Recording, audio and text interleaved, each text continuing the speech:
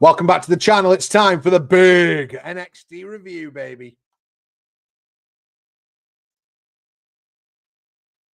It's time for the big NXT review.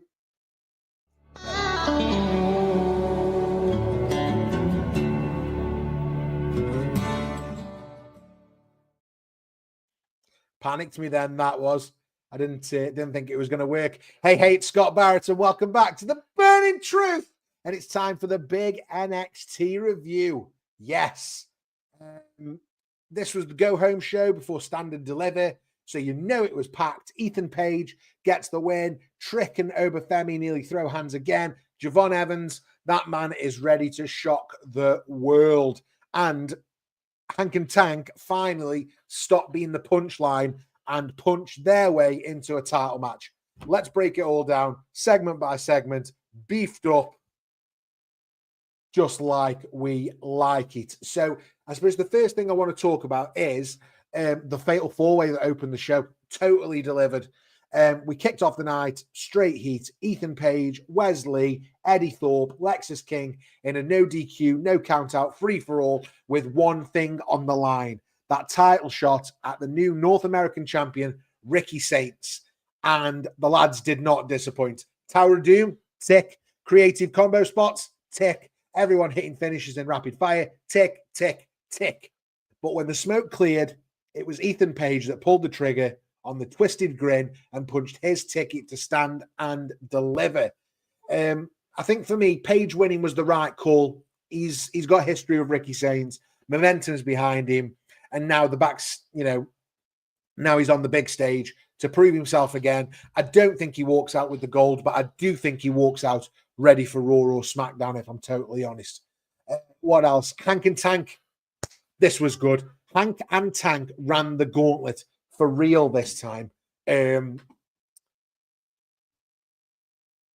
They stepped in as underdogs and walked out number one contenders for the NXT tag team titles. They ran through DuPont and Tyreek, the Cullen, No Quarter Catch crew, and finally Briggs and Inamura. So I was really happy with this. Not just running the gauntlet, survived it. 21 minutes, 4 wins, no jokes, no gimmicks, just heart, chemistry, and finally redemption for him, which is what we wanted.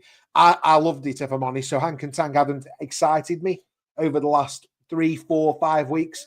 But it was payoff time for these two, and I'm calling it now. I think we get the title change. Hank and Tank shocking the world at Stand and Deliver. Definitely. What else?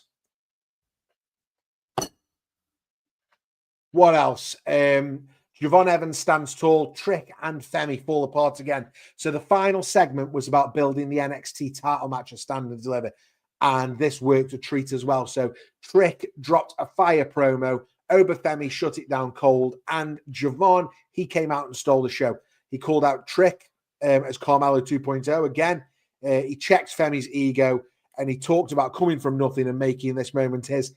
And then he backed it up with like a springboard off the top rope, double cutter on both men, and raised the title high to end the night. Brilliant. Javon Evans is my favorite male worker on NXT. He's got to be the dark horse for this match, but he's definitely the one I'll be watching.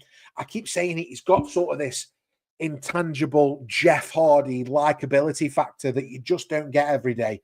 Even if he's not the best in the ring or best on the mic, he's got a charisma that can't be taught. It's a very natural, he's very likable naturally. And I think that's really, really important. And it's going to do him well in the future. So yeah, I thought that was absolutely the right thing. Triple Threat is going to absolutely, it's going to be a beast. It's going to be really, really good. Chapter 4. Thea Hail returns, and she's in the ladder match, so she's back. After nearly 9 months out, Thea Hail returned with energy, fire, and a quick tap-out win to qualify for the NXT Women's North American Championship ladder match.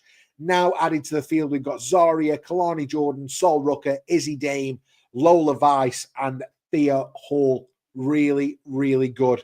It's a stacked field. It could be the match of the night. I'm still leaning towards either Zarya or Sol Rucker, but if Thea wins, I won't complain. She's earned it. If Izzy Dame wins, I won't be too mad. Lola Vice, very good. Do you know what? Any of them could win. I'm saying it now. I would be happy no matter who wins this match. What else do I want to talk about? Well, it'd be daft not to talk about Darkstate, actually. So we've got Darkstate versus the family.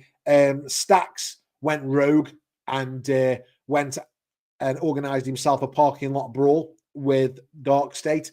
Tony D'Angelo wasn't very happy. He eventually turned up and saved him with a tire iron. But Darkstate bought the chaos.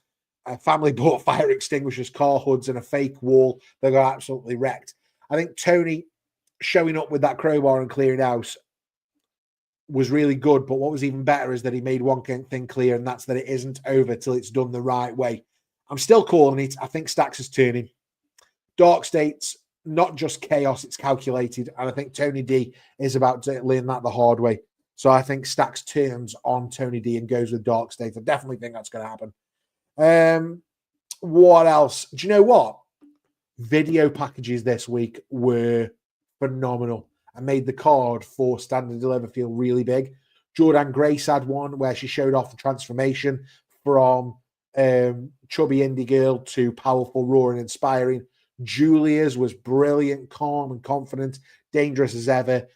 Stephanie Vaquez was good, going back home to Chile and showing love to her family and her country. But the standout one for me was Miss Jada Parker's.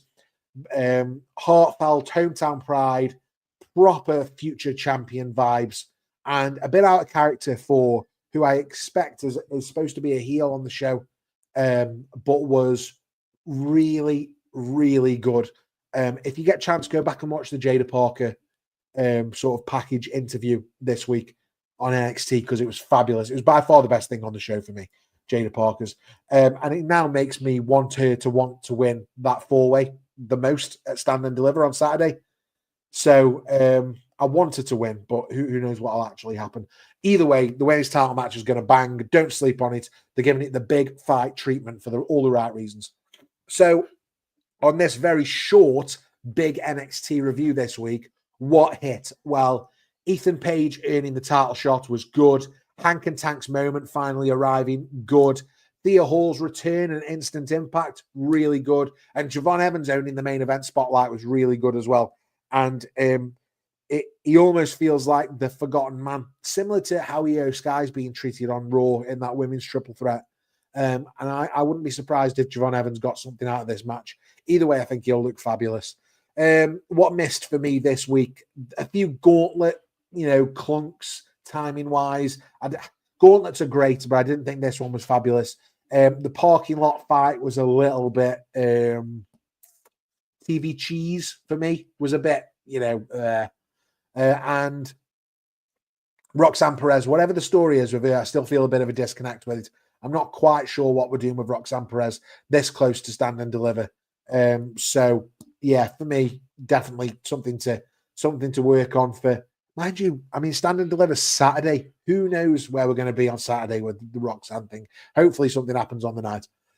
So while we're talking about it then, confirmed for Stand and Deliver, the card on Saturday is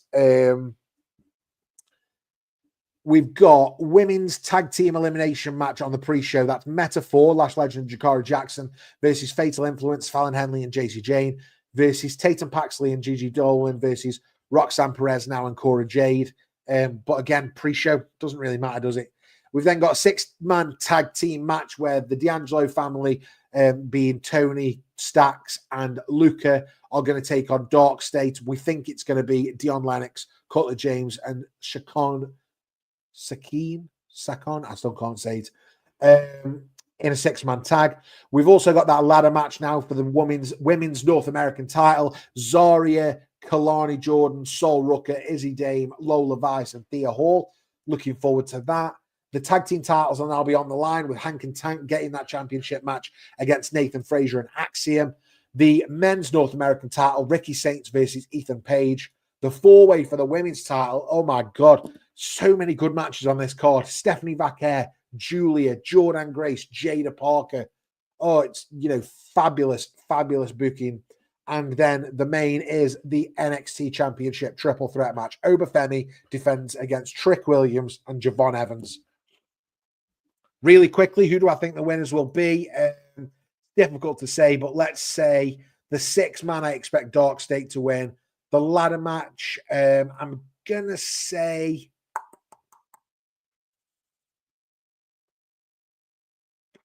Lola Vice gets the win in the North American title match.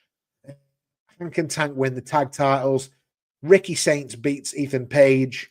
Jada Parker, I now want to win the women's title. But I think Jordan Grace will get the win.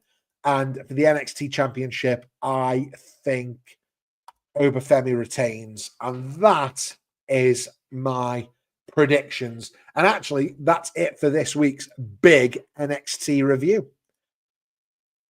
Page booked his Vegas ticket. Tank and Tank shocked everyone. Javon Evans might just be him. Stand and Deliver stacked. We'll be back on Saturday following the show to give the big NXT review.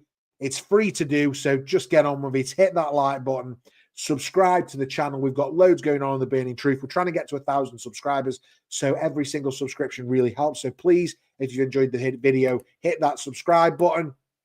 And if you haven't already, let me know what your predictions for Stand and Deliver are in the comments below, please. Who's walking out with gold on Saturday? I've been Scott Barrett. This has been the big NXT review, and I'll catch you after Stand and Deliver. Excelsior.